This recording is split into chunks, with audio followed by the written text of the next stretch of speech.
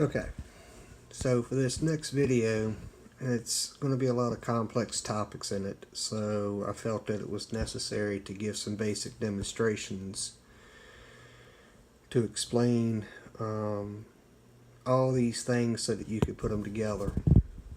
And what we're looking at right now is a glass of cold water with sugar in the bottom and a glass of hot water where the sugar has been mixed. Alright. Now anybody that drinks sweet tea knows that you can't make cold sweet tea sweet. You can add a little sugar to it, but you just can't make it sweet. You have to do it when it's hot. What is the reason for this?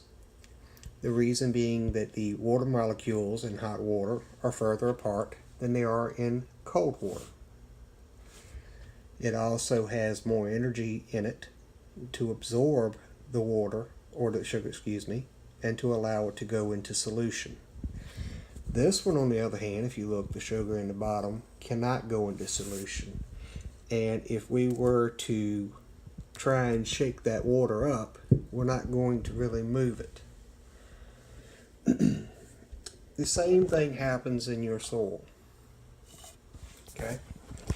So here, if you look, I have some clay in the bottom of it, and just adding the water, some of the particles of clay went into the colloid, or the solution colloid, and you've heard me use that term a few times. Well, what is actually happening at the microscopic level down in your soil that you don't really get to see is the water is bringing the nutrients, and in this has got all the potassium, the phosphorus, the calcium, all your cations in this water solution. The soil colloid is really microscopic, much smaller than even this particle right here. That's on the tip of my finger.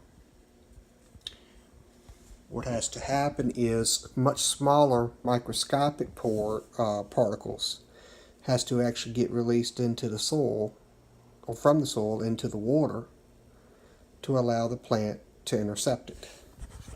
As y'all saw earlier today, I had recommended this book for you for a good read, and I'm going to go to a page. It's actually in page 54 of the book. This is actually a write-up, if you look, done by Logan Labs, and if you know anything about doing any kind of soil work, you know that Logan Labs is one of the real reputable companies for this kind of information. As a matter of fact, some of the information I'm going to be providing is actually going to come from Logan Labs.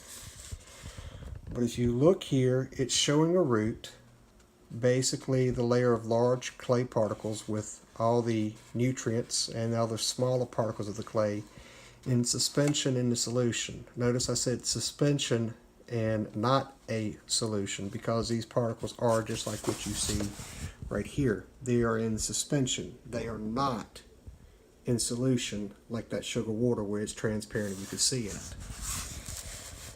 The roots typically absorb most of your nutrients via diffusion and interception in this solution, not so much by the actual particle itself, because it has to be in some form where the root can basically, if you think about it, electricity wise, or at the electron level, be able to absorb these nutrients and attract these nutrients into the root. Okay?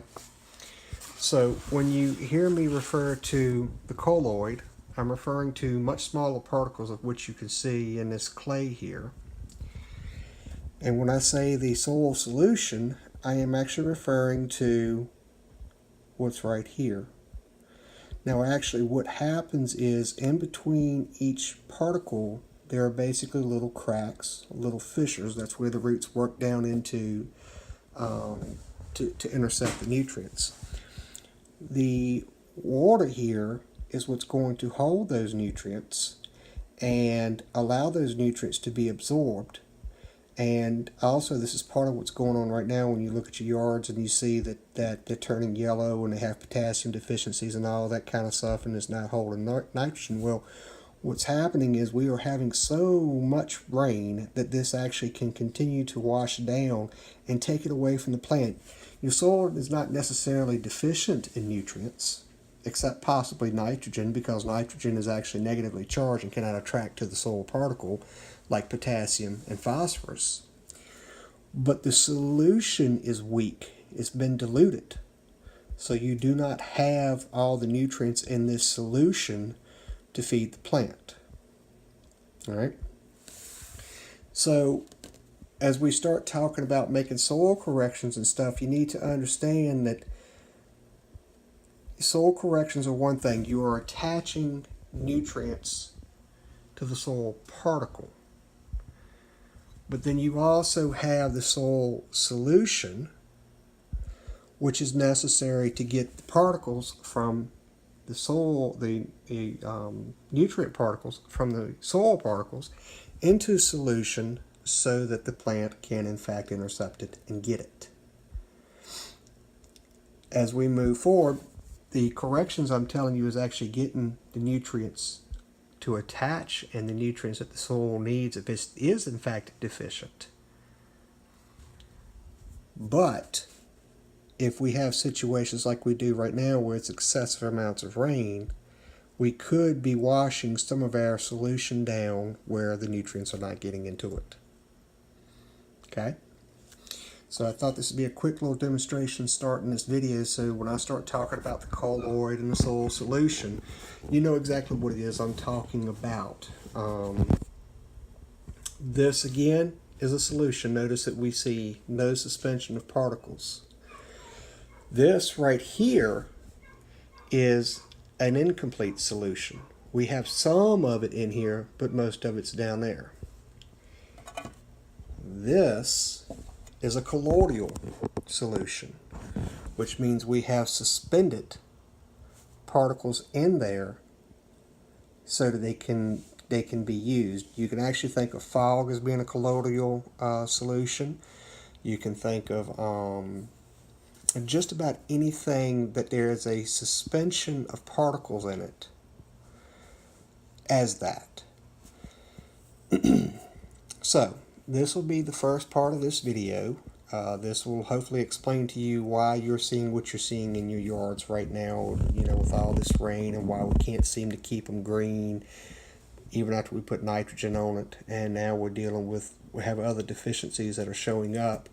It's going to be temporary. Once this rain goes away, you know, we'll be able to start fertilizing our yards again and get them back to what we expect them to be in their full splendor.